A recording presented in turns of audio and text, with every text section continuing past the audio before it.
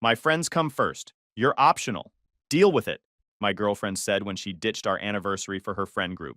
I quietly packed my things and left. She called me controlling, then brought them to confront me. Their public meltdown exposed everything they'd been hiding. Hey, Reddit!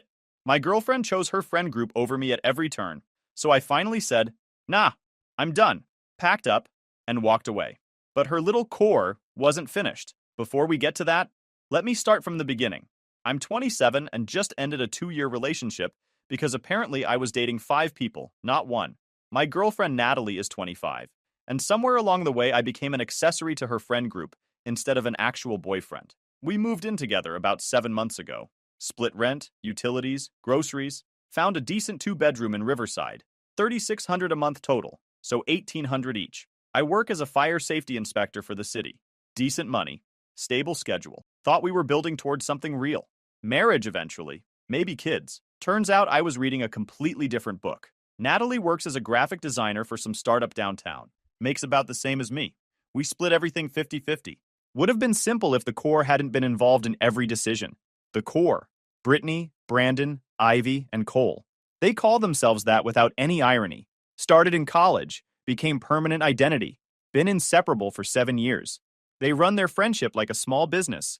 Shared spreadsheets, coordinated schedules weeks ahead, constant group chat buzzing with 300 messages daily.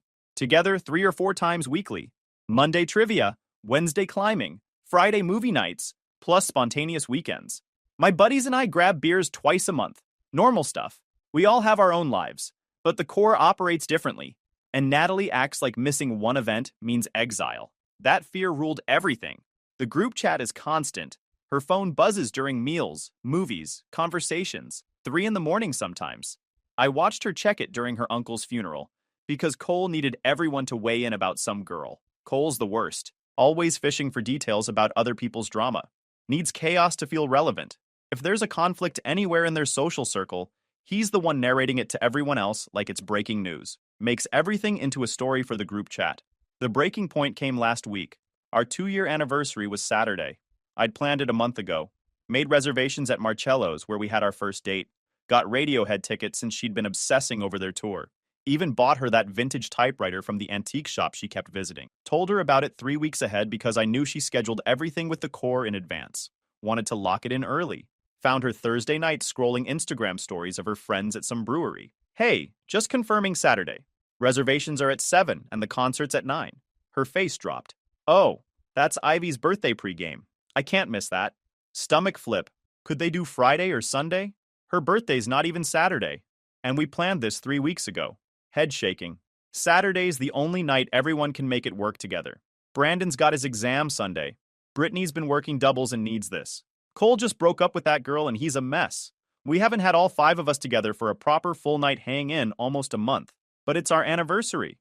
Once a year. You can see them any other time. That's when everything shifted. She sat back, crossed her arms. Love can wait. Friendship can't. They were here before you, and they'll be here after. I stared. Not if something happens or God forbid, just casual after. Like our breakup was already scheduled between Brittany's birthday and their summer beach trip. This wasn't the first time. My sister's wedding 2 months ago. Destination wedding in Santa Barbara. I was a groomsman. Natalie was my +1, but the core got festival tickets same weekend. She went Thursday through Sunday, sent me photos of them covered in body paint, showed up looking destroyed, stayed 90 minutes before leaving. My sister asked what was going on, said Natalie seemed miserable to be there. When my dad had his heart procedure and was hospitalized overnight, Natalie couldn't visit. Weekly movie night. They were watching the extended Lord of the Rings trilogy. She said she couldn't let the group down, that my dad was stable anyway. My dad, who'd always treated her like family, was recovering from cardiac ablation, and movie night took priority. But she expects me to drop everything for her. 3 months ago, she called at 1:30 in the morning to pick her up from some club downtown. Cole was too wasted to drive. Got there, and she barely acknowledged me. 20-minute ride home listening to recap of bar drama. Last week, I overheard her on the phone with Ivy. Apparently, I'm going through some controlling phase. Like I'm the problem for wanting basic priority. I've tried talking to her about balance dozens of times. She promises to do better, then immediately makes plans that exclude me. When I point it out, she says I'm isolating her. Right now, I'm in a coffee shop 4 blocks from our apartment. Been looking at rentals. Found a 1-bedroom 15 minutes away. Application is in my drafts. I love her, or thought I did, but I can't keep coming last. My buddy Owen thinks I should give her an ultimatum, but I'm exhausted from begging someone to prioritize me. Submitted that application 15 minutes after leaving the coffee shop. Got approval 2 days later. Spent the next 10 days moving out whenever Natalie was gone. Every night. Tuesday dinner with Brittany. Wednesday climbing. Thursday some rooftop bar Cole wanted to try. Friday movie night.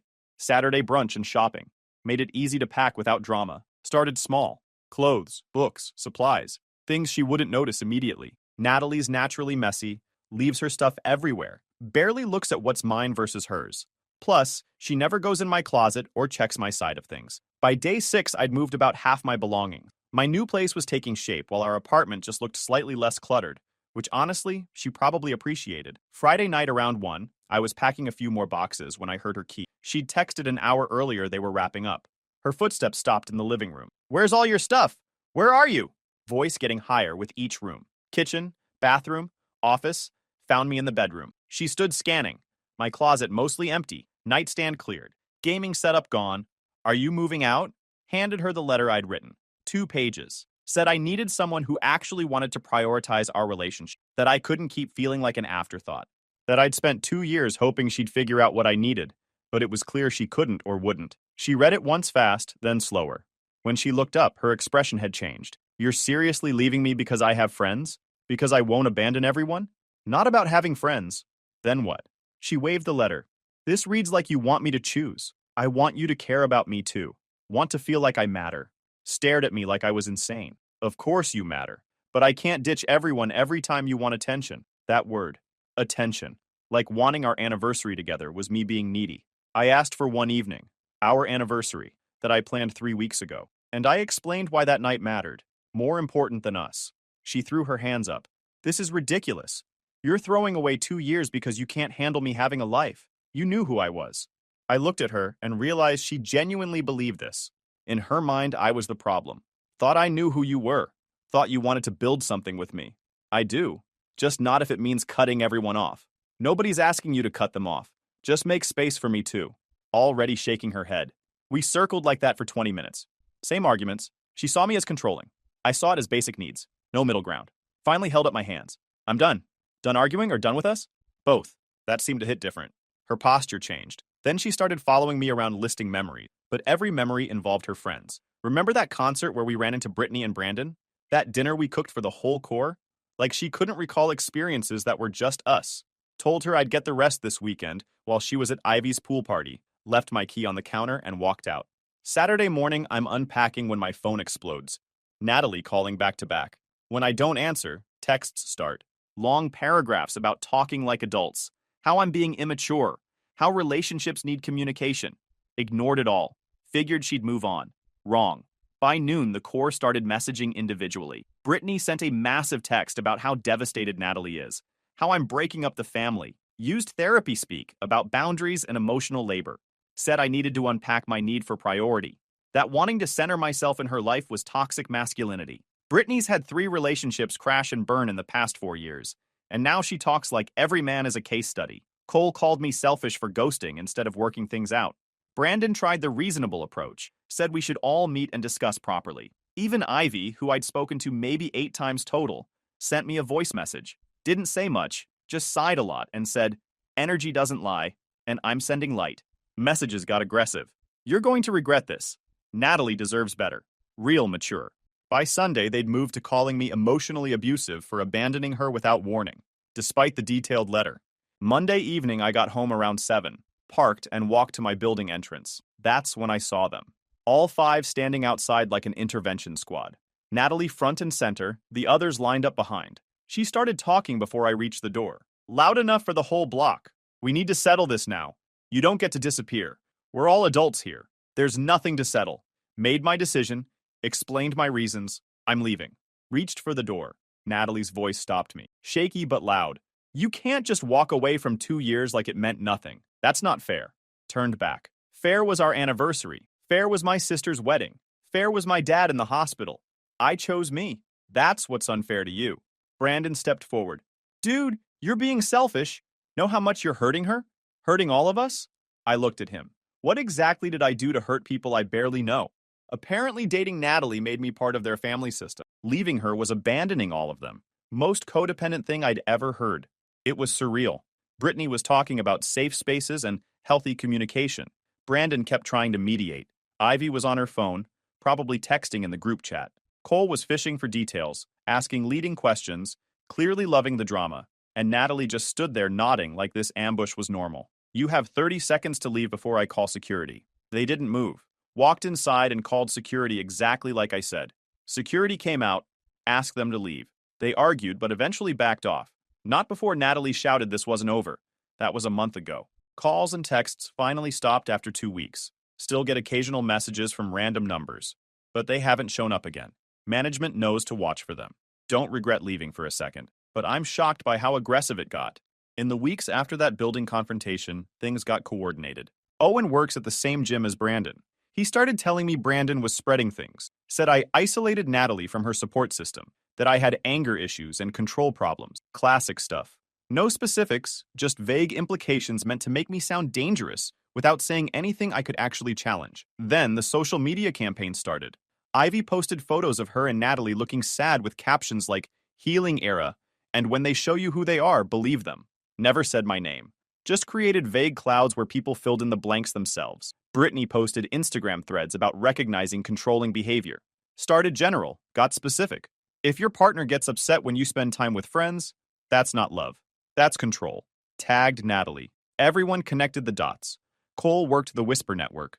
Reached out to mutual friends individually. Just checking in conversations that turned into Natalie's pretty shaken up. The way he left was intense. She said he'd been getting really demanding.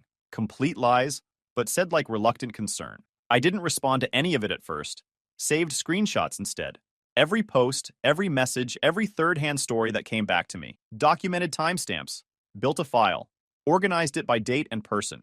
Made notes about what was provably false versus what was just implication. Owen told me to defend myself publicly. Post my side. Clear my name. I told him to wait. That reacting too early would make me look defensive. That I needed to let them overplay their hand. The real escalation came 3 weeks after I moved out. Got a fraud alert on my phone while I was doing an inspection at a restaurant downtown. $847 charged to my credit card. Same card I'd let Natalie keep during our relationship for emergency. Car trouble, medical stuff, whatever came up. I'd honestly forgotten she still had it. Check the transaction details. Previous Friday night. Expensive Italian place near the waterfront. Right when the Corps had posted about their Support Natalie dinner. All 5 of them at some trendy spot with exposed brick and $30 pasta. Called the restaurant from the parking lot. Asked to speak to a manager. Explained I was disputing a charge from Friday. Manager pulled up the transaction. Said yes. Party of 5. Reserved under Natalie's name. Multiple bottles ordered. Appetizers, entrees, desserts, cocktails. Bill came to just over $700 before she added a 20% tip. Brought it to $847 total. When the bill came, Natalie handed over my card. Signed the receipt. She'd used my credit card to fund an expensive dinner, where they were probably all talking about what a terrible person I was. Felt justified. Thought I owed her. Called my bank immediately. Disputed the charge as unauthorized use. Explained the card was supposed to be for emergencies only, that I'd broken up with the person and forgotten to cancel it. They froze the transaction, started an investigation, issued me a new card number. Then I sent Natalie one text. Only message I'd sent since leaving.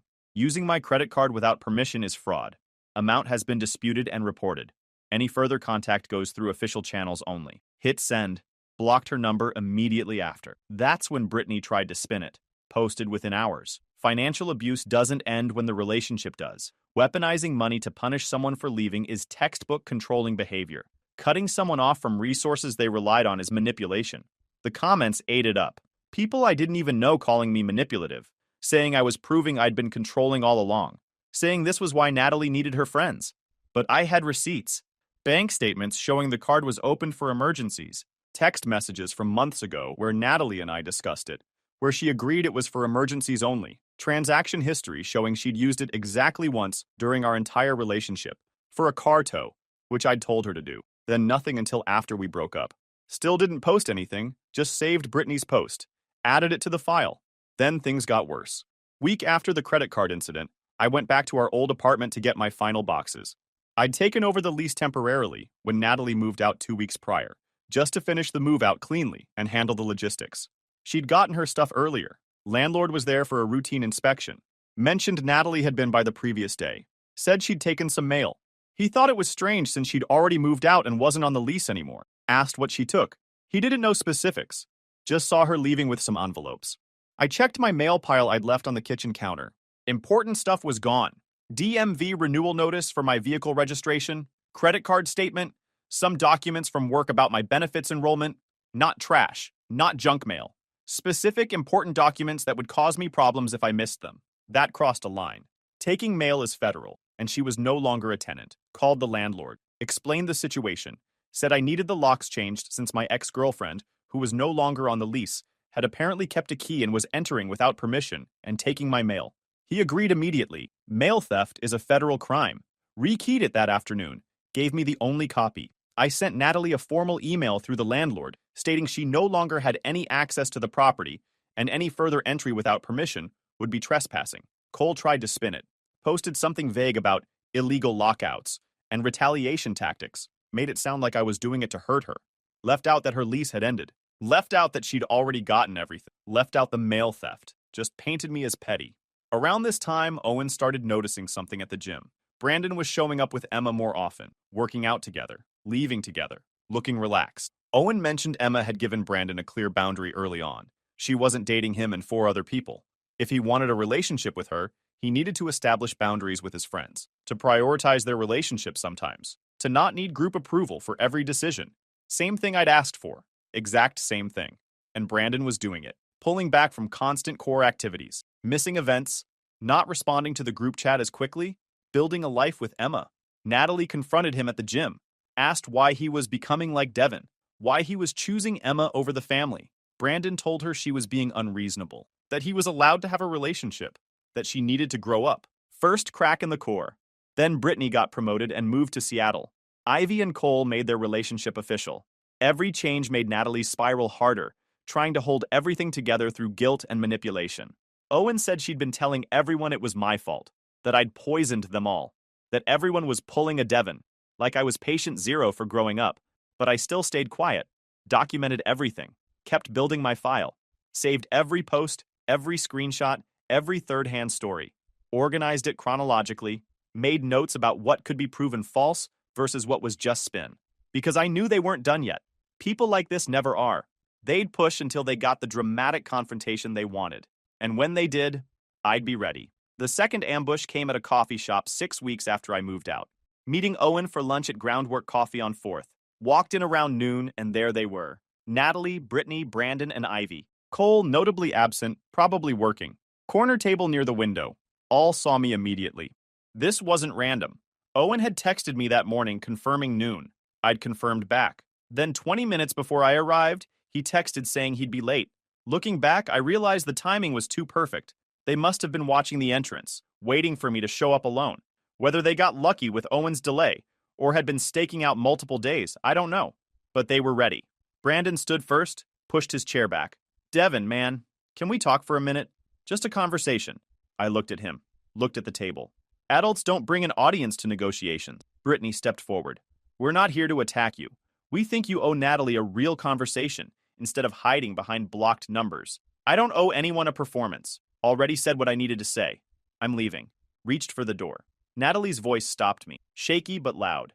You can't just walk away from 2 years like it meant nothing. That's not fair. Turned back. Fair was our anniversary. Fair was my sister's wedding. Fair was my dad in the hospital. I chose me. That's what's unfair to you. Brandon tried again, voice dropping to reasonable. Look, we all care about both of you.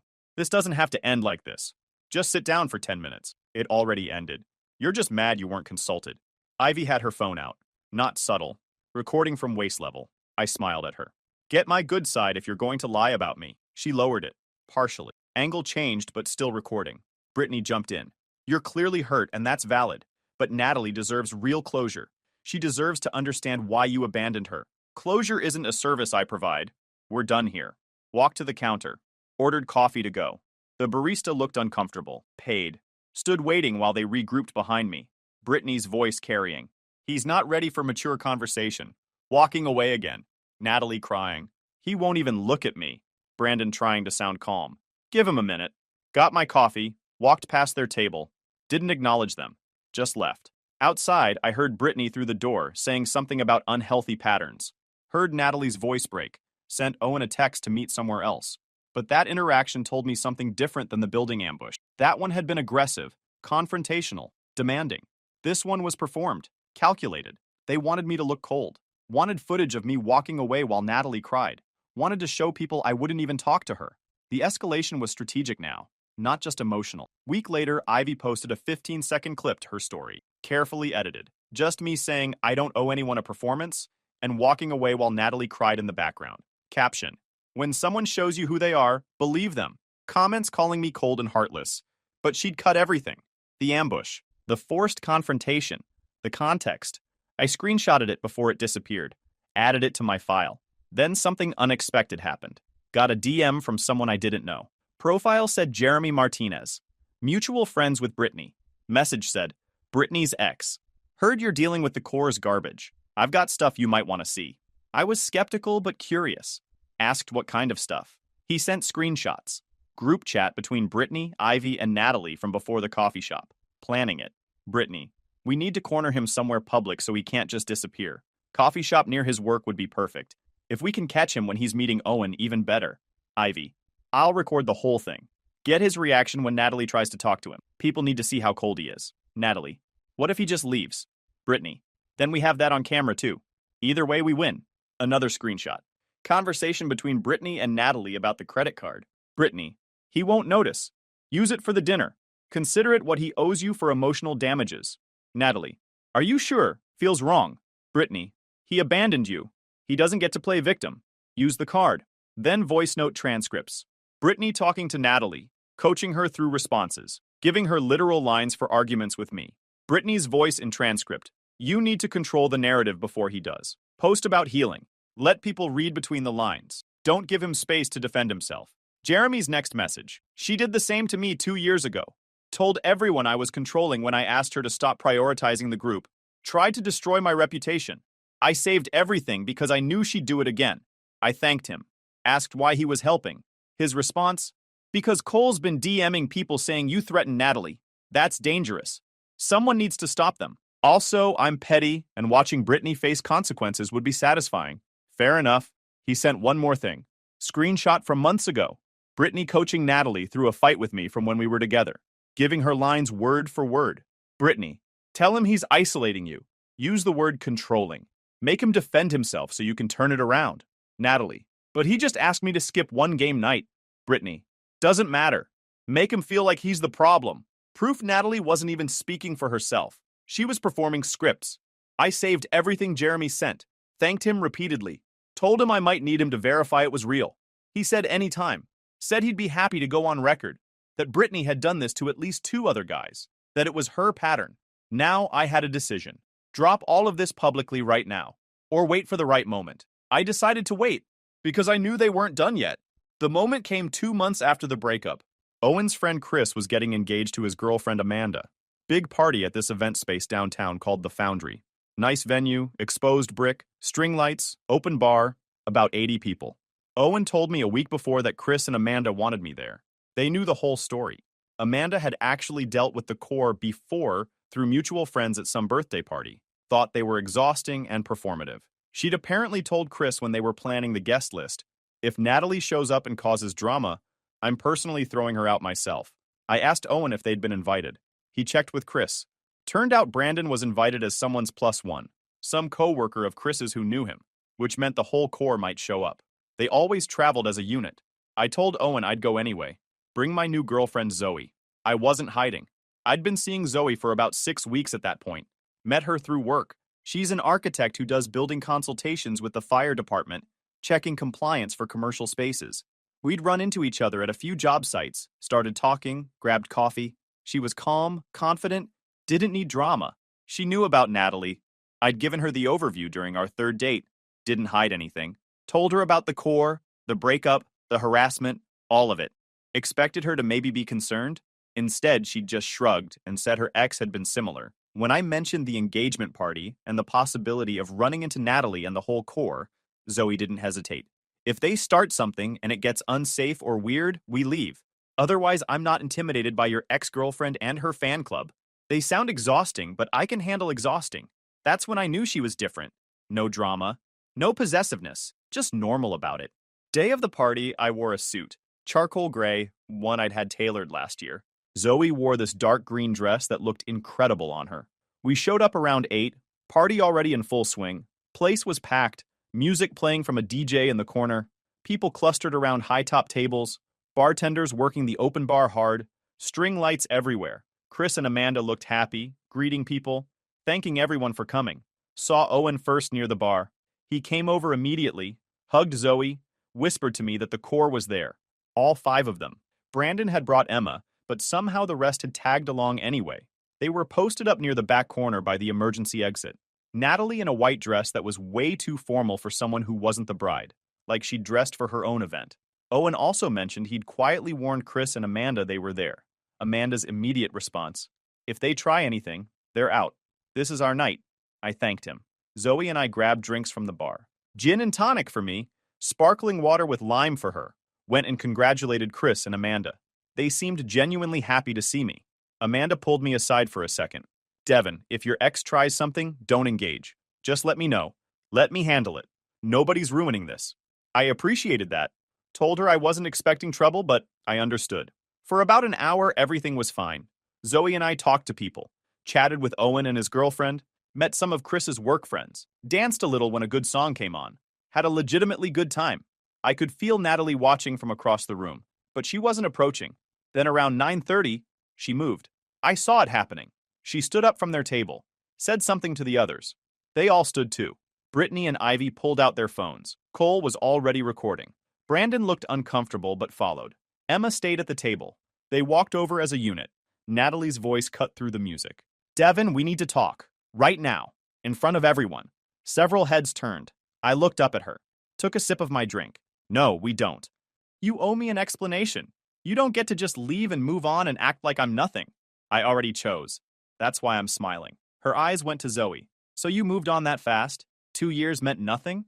Zoe didn't even blink. Just looked at Natalie calmly. "This isn't a conversation. It's a performance." Natalie's face flushed. "You don't even know what happened. You don't know what he's capable of." Zoe took a sip of her drink. "You're right. I don't know your version. And I don't need to. Because he's here with me. And you're here with an audience." Brittany stepped in. Phone up. Recording. Natalie deserves closure. She deserves to understand why Devin abandoned her.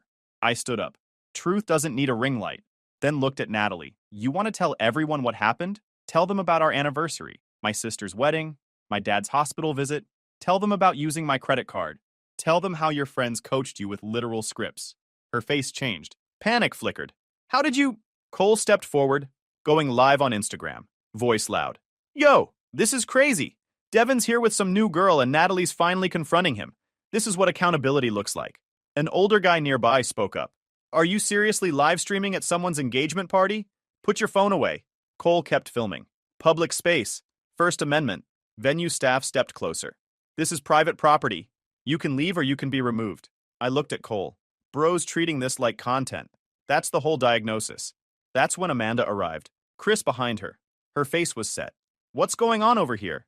Natalie turned to her. Desperate. He needs to explain himself. He can't just be here with someone new like nothing happened. Amanda looked at me. "Devin, you good?" "I'm fine." "They're the problem." Natalie's voice rising. Shrill. "No, you don't get to stay comfortable while I'm forced to see you moved on.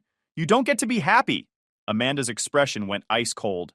"Actually, he does. This is my engagement party. And you're leaving. All of you. Right now." Brittany stepped in. Still filming. "We're friends of Brandon's. We were invited." Amanda looked at Brandon. "You brought them?" Brandon stepped back from the group. "I brought Emma. They just tagged along. I didn't know they were going to—" Amanda's jaw set. "Then they can leave with you. Out!" Chris was backing her up. Venue staff and security moved closer. That's when Brittany screwed up. Said it directly to camera. "This is what it looks like when someone gets protected after being emotionally abusive. This is male privilege in action." Amanda pointed at the phone. "Put that away now, or security takes it." An older woman nearby spoke up. "This is embarrassing. Leave these people alone." Security started escorting them toward the exit. Cole's livestream cutting out. Natalie tried one last time. Looked right at me. Loud enough for everyone. You're not allowed to move on before I feel better. The room went quiet. Then someone snorted. Then awkward laughter spread because what she just said was so absurdly entitled, nobody could believe it was real. Security escorted them out. Brandon looked back once, genuinely embarrassed. Emma looked mortified and apologized to Amanda. Room was silent for 10 seconds. Then someone started slow clapping to break the tension. DJ turned the music back up. People started talking again. Amanda came back over. Sorry about that. Didn't think they'd actually try something? I thanked her. She waved it off. Not your drama, theirs. Honestly, best story we'll tell for years. We stayed another hour. People kept asking what happened. I kept it short. X couldn't let go. Brought her friends. They got kicked out. Sunday morning, I woke up to my phone blowing up. Messages from people I hadn't talked to in months, all sending me the same link. Someone had posted a thread. The truth about the core and what really happened. Screenshots of the group chat planning the coffee shop ambush. The conversation about the credit card. The coaching messages. The voice note transcripts. Brittany's exact words telling Natalie to use specific phrases. Then clips from Cole's livestream compared with Ivy's edited video from weeks ago. Showed how they'd cut context. How they'd framed things to make me look cold when they'd actually ambushed me. Then Jeremy's testimony. His story about Brittany. How she'd done the same to him. How the core operates like a machine. How they target anyone who tries to establish boundaries. The post ended with, "This isn't about a breakup. This is about a group who can't handle that not everyone wants to be part of their ecosystem." Devin didn't abandon Natalie. He chose himself, and they tried to destroy him for it. Comments were brutal. People calling out the entitlement. The "you're not allowed to move on" line getting memed. People recognizing therapy speak being weaponized. People pointing out bringing 5 people with cameras to someone's engagement party was unhinged. Owen called. "You see this?" "Yeah. I didn't post it."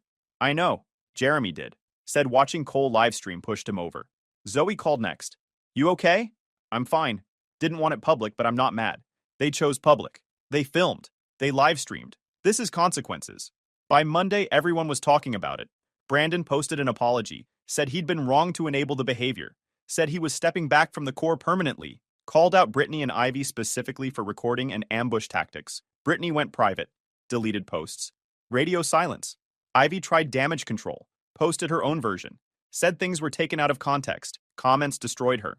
People posting comparisons of her edited clips versus full videos. Her authenticity brand collapsed. Cole got roasted for the live stream. Comments filled with least self-aware person alive and desperate for views. Natalie didn't post anything. Went dark. Week later, Chris and Amanda sent a message to mutual friends. The core was not welcome at future events. Not because of the confrontation, but because they'd brought cameras and tried to turn someone's engagement into content. 2 weeks later, Brandon had fully cut ties. Emma had given him an ultimatum. He chose her. Brittany moved to Seattle early, burned bridges locally. Ivy and Cole broke up. When drama dried up, they had nothing. The core was done. Week after the receipts dropped, my phone buzzed. Email notification. Subject, cease and desist. RE, defamatory statements. Formal letter from an attorney I'd contacted, sent to Natalie, Brittany, and Cole. Professional language. Documented false claims. Demanded they stop all contact and remove defamatory content. Not a lawsuit threat. Just a boundary with teeth. Cost me $400. Worth it. Harassment stopped completely. 3 months later, grocery store, produce section. Turned around and there she was. Natalie. Alone. Looking tired. We made eye contact. She walked over. "Can we talk? Just for a minute? Make it quick. I just wanted to say I get it now. What you were asking for. I see what Brandon and Emma have. I never gave you that. I'm sorry. I appreciate you saying that. I was wrong. About all of it. You look happy." I am. Zoe and I are doing well. Her face did this sad thing. That's good. You deserve that. So do you. Hope you find it. Grabbed my cart and walked away. Got home and told Zoe. She asked how I felt. Fine. It's done. And it was. Natalie had apologized because she genuinely realized she was wrong. The core falling apart forced her to look at her behavior. But it was too late. 6 months later, heard Natalie was dating someone new. Making real effort to balance things. Good for her. Brittany stayed in Seattle. Ivy rebuilt slowly. Dropped the performative stuff. Cole kept chasing drama, but people stopped engaging. Brandon and Emma got engaged. Small ceremony. Owen said it was peaceful. As for me and Zoe, we're solid. Got a dog. Planning Japan. Living like adults who chose each other on purpose. Sometimes I think about those 2 years. Then I remember being told love can wait. My sister's wedding. My dad's hospital visit. Anniversary plans canceled for a pregame, being told I wasn't allowed to move on until she felt better. And I remember walking away despite every pressure to stay. Best decision I ever made. Sometimes choosing yourself is the only real choice there is. Guys, we are so close to hit 100,000 subscribers on this channel. If you are not subscribed to the channel, please consider subscribing. It really helps hit that 100,000 mark. Thanks for making this dream come true. Tell my boyfriend I'm single this weekend, Vegas edition, my girlfriend said, on Instagram Live while making out with another guy. I stayed silent, canceled her flight home, and let the fallout hit. By Monday, her friends' group chat exposed everything they'd planned behind my back. Hey Reddit, long story short, my girlfriend went live on Instagram in Vegas making out with some random guy while her friends cheered. I didn't yell, didn't chase, I just canceled her flight home. But that was only the start. Let me back up. I'm Cole, 30 years old. Let me start by saying I'm not the kind of guy who loses his cool. I'm an aviation safety inspector. My whole job is staying calm when everything else goes sideways. Panic kills people. Discipline saves them. That mindset carried me through situations most people would break under. It carried me through what happened with Cecilia too, at least on the outside. Cecilia and I had been together almost 4 years. One-bedroom apartment in the city, bills split down the middle, routines locked in. I worked odd hours because of inspections. She worked a steady 9 to 5 at a boutique fitness chain. We talked about marriage, maybe a house outside the city, just normal future stuff you assume you're building toward. She was always big on social media. Not an influencer, just constantly posting outfits, brunch, sunsets with quotes. I didn't think much of it. What I didn't see was how much she needed it. The validation, the attention, the metrics should have been a sign. Her 3 best friends from college were the same way. Grace, the self-appointed leader, everything she did was wrapped in empowerment talk, even when it was pure selfishness. Aurora, the aesthetic one, everything curated and filmed like her whole life was an audition. And Becca, the quiet follower, fine one-on-one, but turned into a different person around the other two. About 6 weeks before everything blew up, Cecilia told me they were planning a Vegas trip. Long weekend, staying at the Cosmopolitan, something Grace arranged through her event contacts. She asked if I was cool with it. I said, yeah, of course. Why wouldn't I be? I trusted her, and I had a 3-day inspection rotation in Denver that same weekend anyway. Then came the comments. You're not going to be weird about me going, right? I just need you to trust me and not blow up my phone. I'd never done that before, so why would I start now? She just smiled and said she was making sure we were on the same page. Red flag number 1. Red flag number 2 hit when she suddenly went into crash diet mode, buying new club outfits we couldn't afford, obsessing over how she'd look next to her friends. Said she didn't want to be the schlubby one. Red flag number 3 landed the week before the trip. Phone always tilted away, leaving the room to text, flinching when I walked by. I'm not a paranoid guy, so I didn't confront her. But trust me, I noticed. The Wednesday before the trip, I used my airline points, almost 300,000 from work travel, to book her round-trip flight. Cost me 60,000 points, money she didn't have. I drove her to the airport Thursday morning, helped with her bag, kissed her goodbye. She kept talking about how she needed this break, how fun it'd be. I told her to be safe, watched her roll her suitcase through the sliding doors, already picturing picking her up Sunday with flowers, maybe taking her to that Italian place she loved. I flew to Denver that afternoon. Friday was normal. Safety audits, paperwork, interviewing mechanics. By the time I got back to my hotel that night, I just wanted food and sleep. My phone had barely buzzed all day.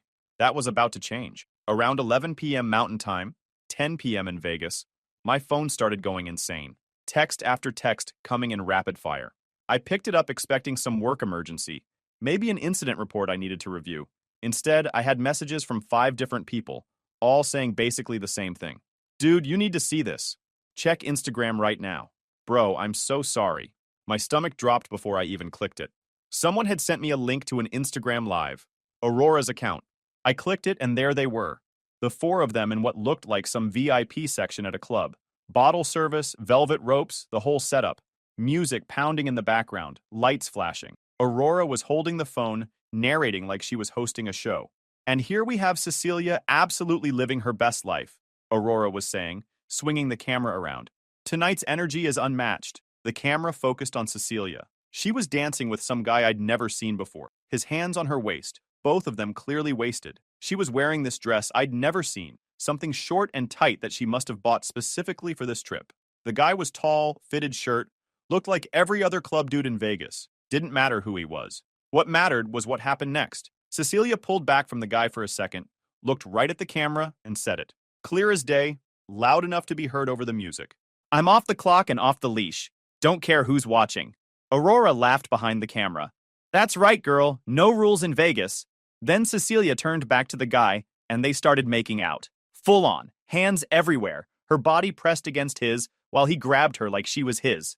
And Aurora kept filming, kept the camera steady, kept narrating. This is what freedom looks like, people.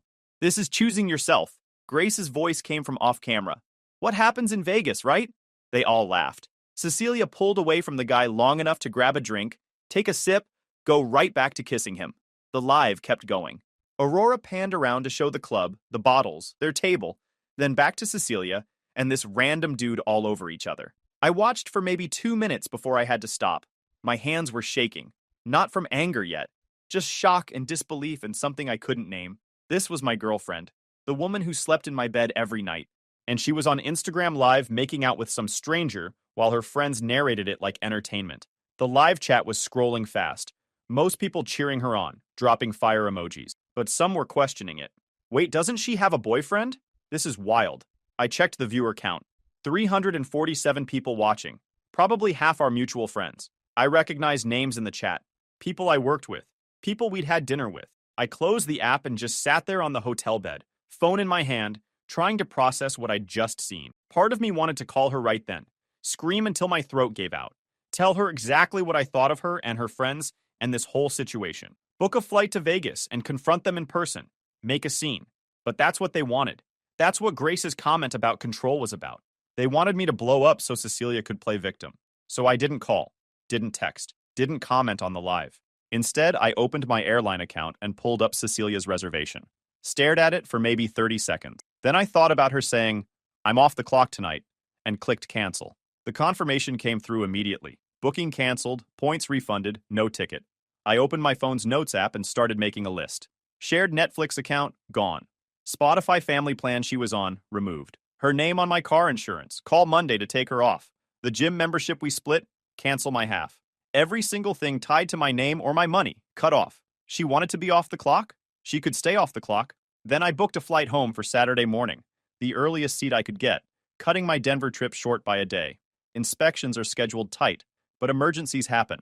I documented my handoff, notified the lead, and got clearance. Sent my supervisor a message about a family emergency, which wasn't exactly a lie. Around midnight, my phone started ringing. Cecilia's number. I let it ring out once. Then I blocked it. Calls from different numbers followed. Blocked those too. Stopped answering entirely. Sleep didn't come easy that night.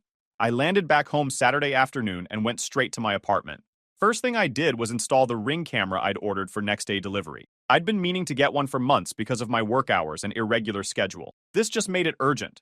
Set it up pointing at the front door, tested the app, made sure the motion alerts were working.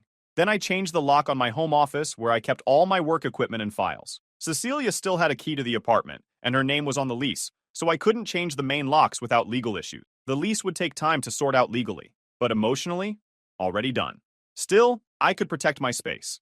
My phone had been on airplane mode the whole flight. When I turned it back on, I had 47 missed calls and probably 60 text messages.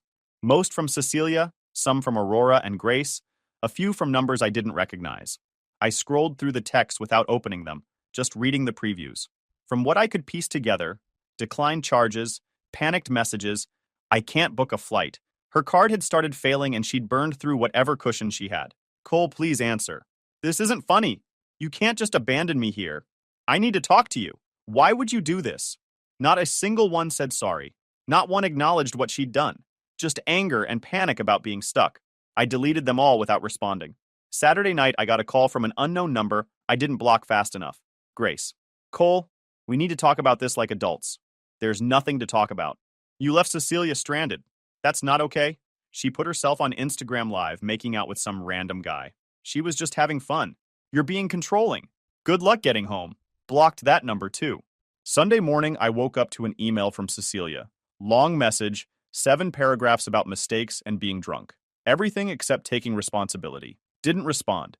Just started going through the apartment, gathering her stuff. Went to the store and bought moving boxes, packing tape, markers. Spent Sunday afternoon carefully packing her clothes, her shoes, her bathroom stuff, All of it. Made a list of what went in each box, labeled them clearly. By Sunday night, I had everything packed. 12 boxes total, stacked neatly in the living room. Took a photo of the inventory list for my records, then sat down and waited to see what would happen next. Monday morning, I was back at work when I got a call from a local number. Patricia, Cecilia's mother. Cole? Cecilia called me this morning. She's very upset. I imagine so. She told me what happened in Vegas. Told me you canceled her flight. I waited for the lecture. Instead, Patricia said, she also told me why you canceled it. Did she tell you the whole story? She told me enough. And frankly, Cole, I'm disappointed in her, not you. Her voice was tired. This is a pattern with Cecilia. I was hoping she'd outgrown it, but apparently not. What do you mean a pattern? Patricia sighed. She's done things before that cost her relationships. I'm not excusing her.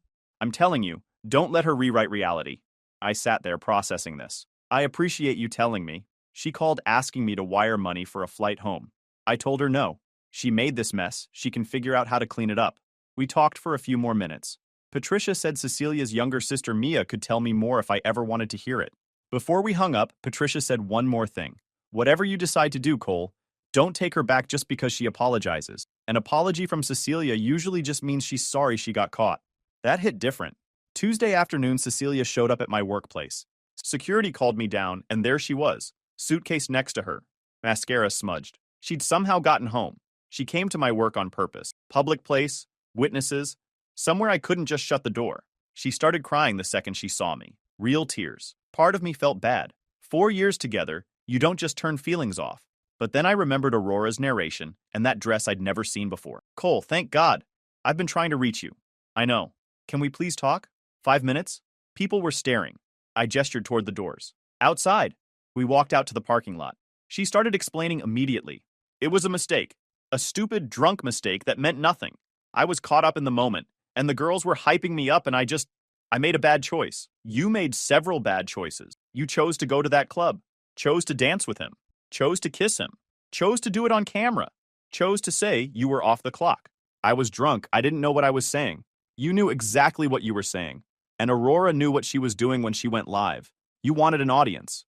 She grabbed my arm. Please, we can work through this. 4 years, Cole.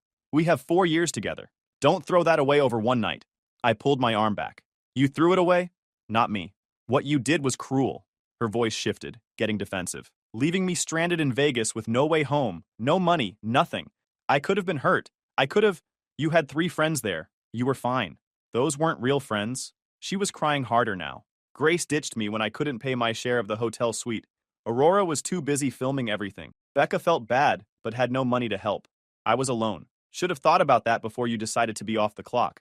Why do you keep saying that? Because that's what you said. On camera. To hundreds of people. Right before you kissed him. She went pale. Hadn't realized how many people had watched. Cole, please. I love you. I want to come home. The apartment isn't your home anymore. I packed your stuff. You can pick it up this week. You packed my stuff. She repeated it like she couldn't believe it. You're really doing this. Yeah, I'm really doing this. She tried a different angle. Softer, more vulnerable. I can't go back to Grace's. Please. I just need somewhere safe to figure things out. That's not my problem anymore. Cole, we're done, Cecilia. You can pick up your things Friday. I'll be at work. Building Super will let you in. Take everything and leave your key. I walked back inside without waiting for a response. Didn't look back, just kept moving forward. Same way I handled failed inspections. Document the failure, file the report, move on to the next site. That night, I sat in my apartment, surrounded by her boxes, and felt almost nothing. Just this hollow quiet where anger and sadness should have been. 4 years reduced to 12 cardboard boxes and a key that would be returned Friday. My phone buzzed. Text from Becca. Can we talk? There's stuff you should know about Vegas. I stared at that message for a long time before responding. Like what? Not over text? Tomorrow? Coffee? Against my better judgment, I said yes. Wednesday afternoon, I met Becca at a coffee shop near my place. She looked nervous, wouldn't make eye contact at first. I need to show you something, she said, pulling out her phone. The group chat, from before Vegas. She handed it over and I started scrolling. Messages from weeks ago, right after Cecilia had asked me about the trip. Grace was running the show, like always. This is your weekend. No boyfriends, no rules, no guilt. Cecilia, you need to stop letting Cole control your fun. You're allowed to live. What happens in Vegas stays in Vegas. That's like the whole point. Then Cecilia chiming in. I know, you're right. I just don't want him to freak out. Aurora's response. Then don't tell him everything. Simple. Grace again. Actually, you should post it. Own your freedom. If he can't handle you being yourself, that's his problem. And honestly, if he freaks out, we just call it controlling behavior. Easy. Further down, the night of the club. Messages from Aurora to the group while she was filming. Going live in 5. Cecilia, you good? Cecilia's reply. Yeah, let's do it. Content is content. Aurora. Love that energy. This is going to be iconic. I handed the phone back. Felt sick. This wasn't some drunk mistake. This was planned. They'd talked her into it, scripted it, encouraged it, and she'd gone along with all of it. Why are you showing me this? I asked. Becca looked miserable. Because it's not right. I went along with it in Vegas because I didn't know how to say no to them. But watching what happened to you after, that's not okay. Grace is trying to make you out to be this controlling psycho, and it's not true. And worse, they're calling you abusive. You work in aviation safety. If that spreads to the wrong people, it could mess with your career. I couldn't let that happen. What's she saying? That you were emotionally abusive. That you isolated Cecilia from her friends. That you abandoned her in Vegas to punish her for having fun. She's got Aurora posting about it. They're running this whole campaign to make Cecilia look like the victim. I pulled out my own phone and checked Instagram. Sure enough, Aurora had posted this long thing about toxic relationships and men who can't handle strong women. Didn't name me directly, but the subtext was clear. Comments were split. Some people buying it, others calling her out for enabling cheating. They're planning something else too, Becca said quietly. They want to go to your apartment Friday when Cecilia picks up her stuff. Grace thinks if they all show up together, they can pressure you into talking it out. That's not happening. I know, that's why I'm telling you. She hesitated. Can I ask what you're going to do? About what? About them trying to trash your name.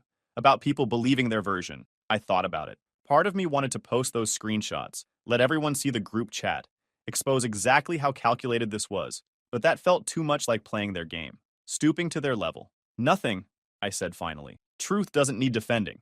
People who know me know what I'm about. The rest don't matter. Becca nodded. For what it's worth, I'm sorry. I should have said something in Vegas. Should have told Cecilia it was a bad idea. I was just scared of them. Yeah. Before she left, she texted me every screenshot from the group chat. I saved them all to a folder called Vegas, just in case. We talked a bit more. She told me Grace was already throwing her under the bus for being weak and not being a real friend. That Aurora was pivoting into some healing era content thing, posting about growth and moving on like she hadn't literally filmed and narrated the whole betrayal. That Cecilia was staying with Grace, which sounded like a terrible idea but not my problem anymore. Thursday morning, I loaded all 12 boxes into my car and drove to Cecilia's parents' house. Patricia had texted me the day before saying I could bring everything there, that they'd make sure Cecilia got it. I pulled up to their place around 10 a.m. Patricia was waiting outside. Cole. She looked sad seeing me. Come on in. You can put the boxes in the garage. I made 3 trips hauling boxes. Her dad Robert helped with the last few. Neither said much, just quiet acknowledgement. When we finished, Patricia invited me in for coffee. Cecilia called last night, Patricia said, pouring coffee. Said you refused to talk to her. That her version? It's the version she's telling herself. Patricia sat down. But Mia has a different version. Cecilia's younger sister walked in. I'd met Mia maybe 5 times. Always got the sense she was the overlooked one. She nodded, poured coffee, sat down. Cecilia did this exact same thing sophomore year of college, Mia said bluntly. Girls trip to Cancun, posted videos with some guy she met at the resort. Her boyfriend at the time lost it. Mom and dad paid for couples therapy, paid for her to fly home when she couldn't afford it, basically smoothed everything over until he took her back. Patricia looked down at her mug.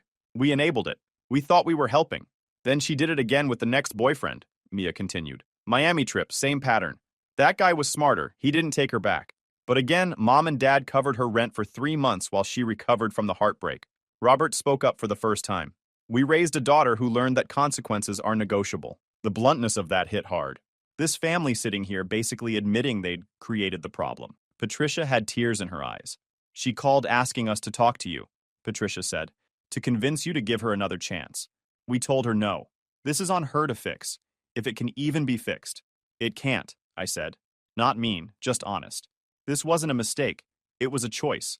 Actually, multiple choices, all of them deliberate. We know, Robert said.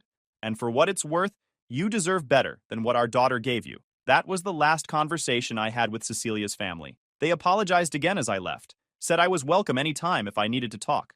I drove home feeling this weird sense of closure, Like I'd finally seen the full picture of who Cecilia really was and where it came from.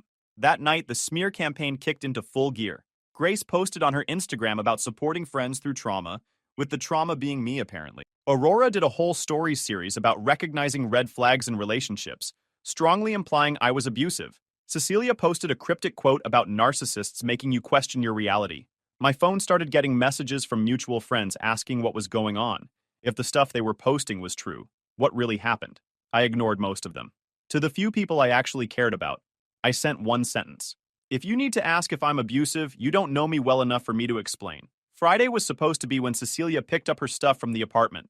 I'd arranged with the building super to let her in, planned to be at work the whole time. Easy, clean, done. That's not what happened. Friday afternoon, the building super called around 2 p.m. Mr. Cole, we have a situation. Cecilia hadn't come alone. She'd brought Grace, Aurora, and Becca. All four showed up demanding entry. The super asked what this was about, and Grace claimed Cecilia needed to collect important items. I'd already delivered everything to her parents yesterday. They weren't here for belongings. They were here to pressure me. The super refused to let a group up. That's when Grace started going full event planner mode, talking about tenant rights and threatening to call police.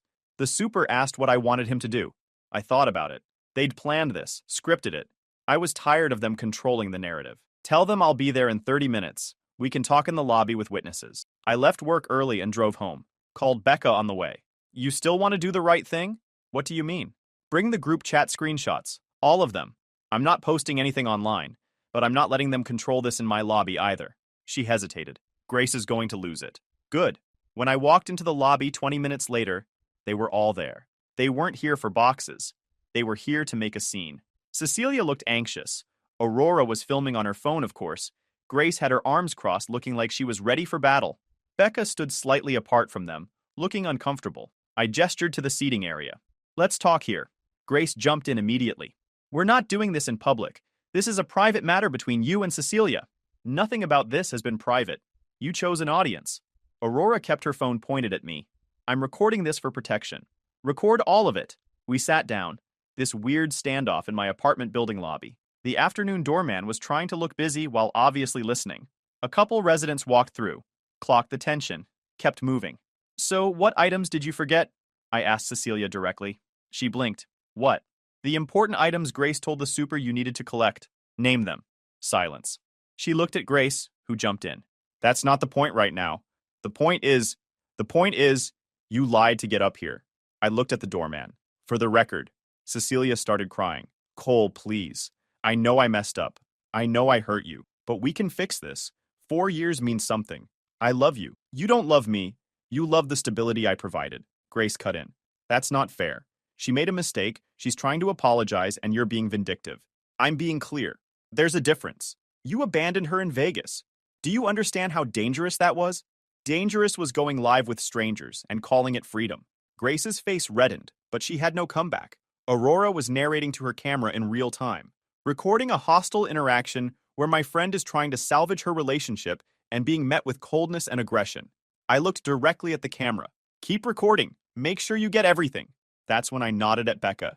She pulled out her phone, hands shaking slightly. Becca, what are you doing? Grace's voice had an edge. Showing him the truth, Becca said quietly. I came because I was scared what they'd do if I wasn't here. But I'm not doing this anymore. She handed me the phone. I didn't even look at it. I handed it straight to Cecilia. Read it out loud. I can't. Read the group chat. The one from before Vegas. Read what Grace and Aurora told you to do. Cecilia's face went white. Grace stood up. Becca, you're seriously doing this. After everything we've done for you? You used me as a camera operator while you destroyed Cole's relationship for content. Becca shot back, louder than I'd ever heard her. That's not friendship. That's using people. Aurora kept filming, but her hand was shaking now. This is being taken out of context. Then let's add context, I said. I pulled out my own phone, opened the screenshots Becca had sent me the day before, started reading out loud. What happens in Vegas stays in Vegas. Don't tell him everything. Own your freedom. If he can't handle you being yourself, that's his problem. I looked up. This was planned. All of it.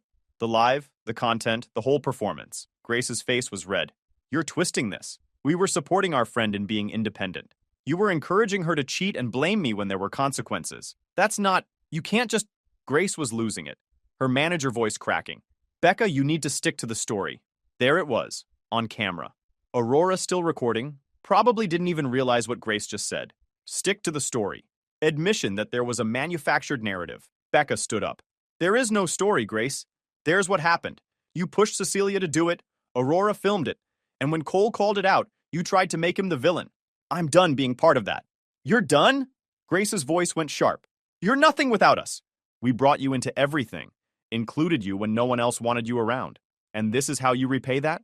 The mask was fully off now. Aurora finally lowered her phone, realizing she'd been recording her own group's implosion. Cecilia was still sitting there holding Becca's phone, staring at the messages like she was seeing them for the first time.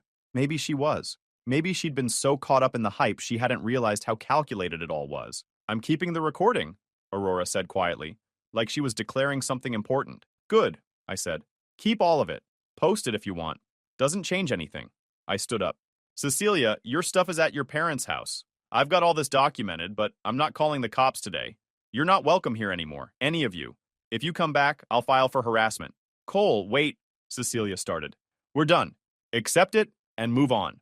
I walked to the elevator and pressed the button. Heard Grace behind me starting to argue with Becca, Aurora saying something about editing the footage, Cecilia crying. The elevator doors opened and I stepped in. The last thing I saw before they closed was the four of them fracturing in real time, the alliance dissolving now that their target had refused to engage. Got to my apartment and just stood in the doorway for a minute. It was over. The boxes were gone. The confrontation was done. The relationship was dead. Just had to wait for everything to finish falling apart. Didn't have to wait long. That night around 11 p.m., my Ring camera started sending alerts. I opened the app and there they were. Cecilia, Grace, and Aurora.